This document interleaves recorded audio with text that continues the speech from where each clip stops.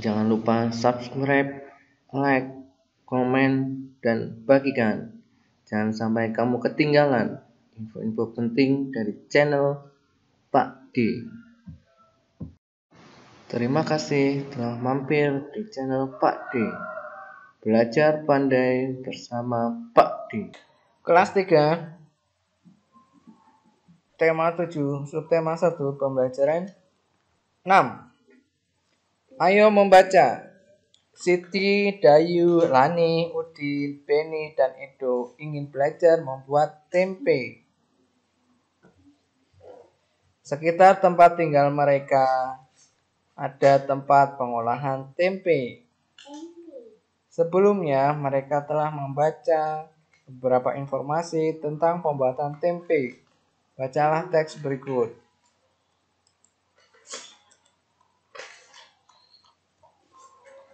Cara membuat tempe. Pertama,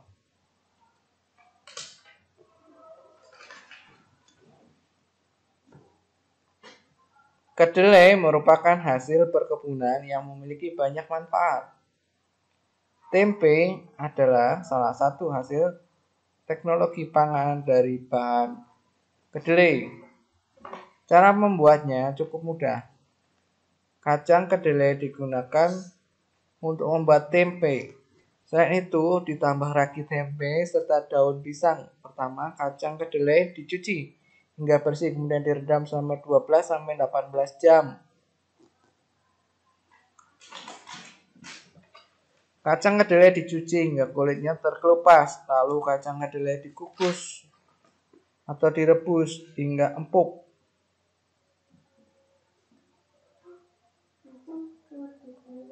Diangkat dan ditiriskan. Ragi tempe dapat ditaburkan jika suhunya telah berubah menjadi hangat. Kacang kedelai dapat dikonsumsi dalam bentuk yang baru, yaitu tempe.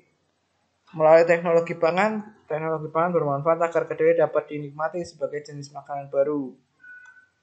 Zat gizi pada tempe dapat memperbaiki sel tubuh yang telah rusak. Kacang kedelai dapat dikonsumsi dalam bentuk yang baru, tempe. Melalui teknologi pangan bermanfaat untuk kedelai. Dapat dinikmati sebagai jenis makanan baru. Zat gizi pada tempe dapat memperbaiki sel-sel tubuh yang telah rusak.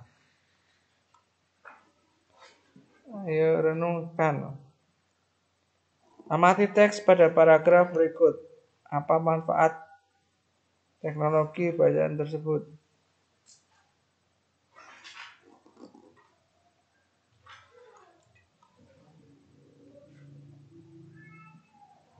Apa? Uraian di bawah ini.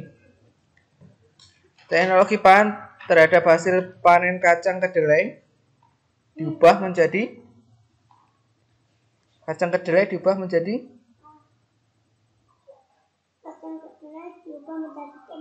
tempe. Lengkapi kalimat di bawah ini. Gunakan kata-kata dalam kotak membantu. Tempe merupakan salah satu makanan khas yang melalui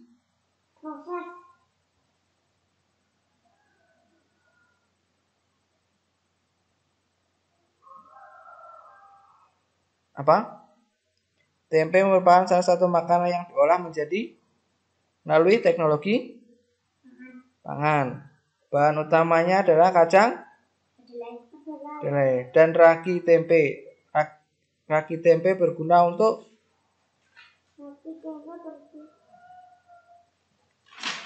proses perubahan dari kacang kedelai menjadi tempe. Ragi tempe ditaburkan di atas kacang kedelai saat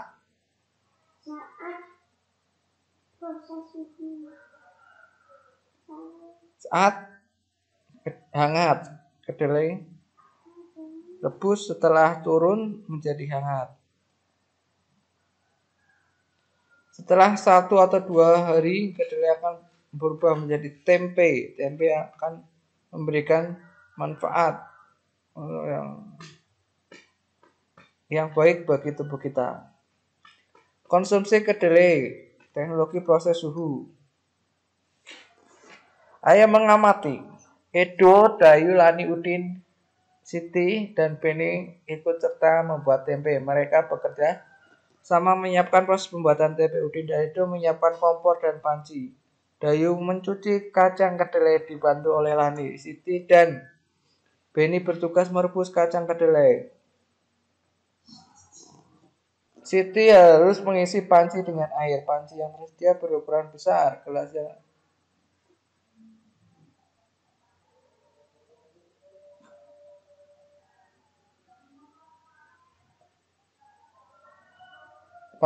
Siti harus mengisi panci dengan air. Panci yang tersedia berukuran besar. Gelas yang untuk menolong air berukuran kecil. Siti menghitung banyaknya gelas berisi air sehingga panci terisi sampai penuh. Ada berapa?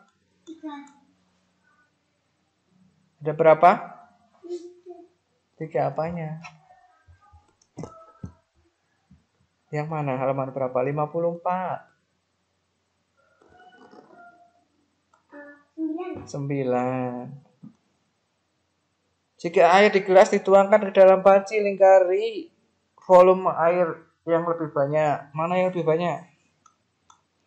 3. Panci 1, 2, 3, 4, 5. 2. Kenapa kok 2? Karena 2 lebih besar daripada yang 4.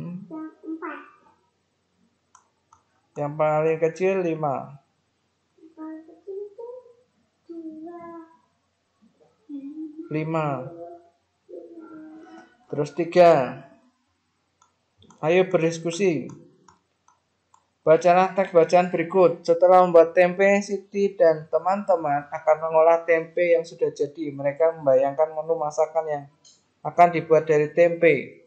Siti ingin membuat tempe balado karena Siti suka pedas. Edo ingin membuat semua telur.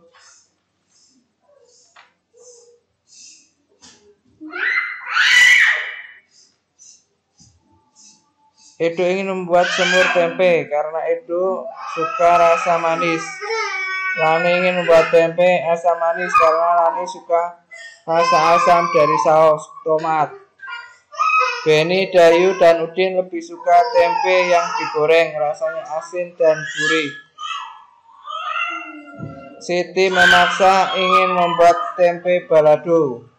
Demikian pula Edo tetap bertahan ingin membuat semur tempe. Karena tidak ada yang mau mengalah, habis saja tidak jadi diolah. Karena setiap orang berbeda-beda. Jika setiap orang memaksa kehendaknya, akan terjadi pertengkaran. Akhirnya, Siti dan kawan-kawan berdiskusi untuk menentukan jenis masakan yang akan dibuat.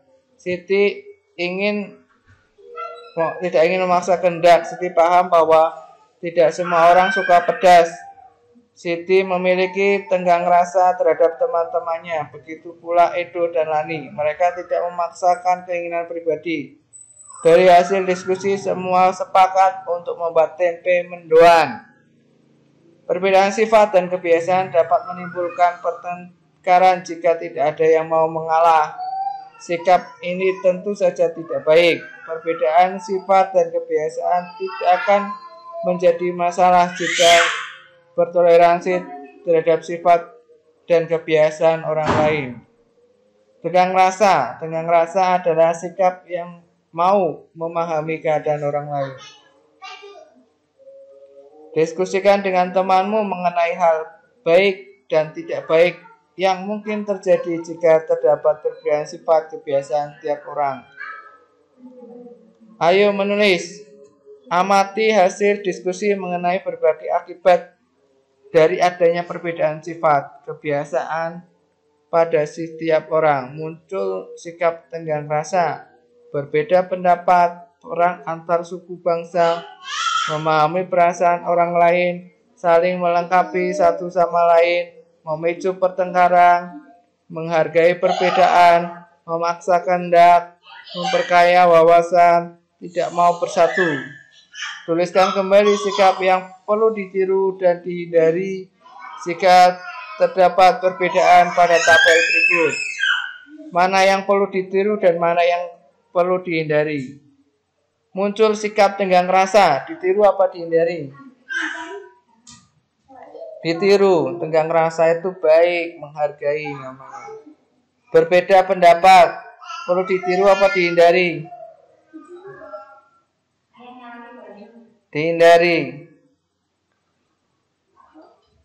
Perang antar suku bangsa. Perang antar suku bangsa. Yang benar, jawabnya yang serius. Memahami perasaan orang lain. Saling melengkapi satu sama lain. Memicu pertengkaran. Dihindari, menghargai perbedaan. Ditiru, memaksakan kehendak. Dihindari, memperkaya wawasan. Ditiru, tidak mau bersatu. Dihindari ya. Sikap yang perlu ditiru memberikan akibat yang positif atau baik. Sikap yang harus dihindari adalah sikap yang dapat memberikan akibat negatif atau tidak baik. Demikianlah pembelajaran 6.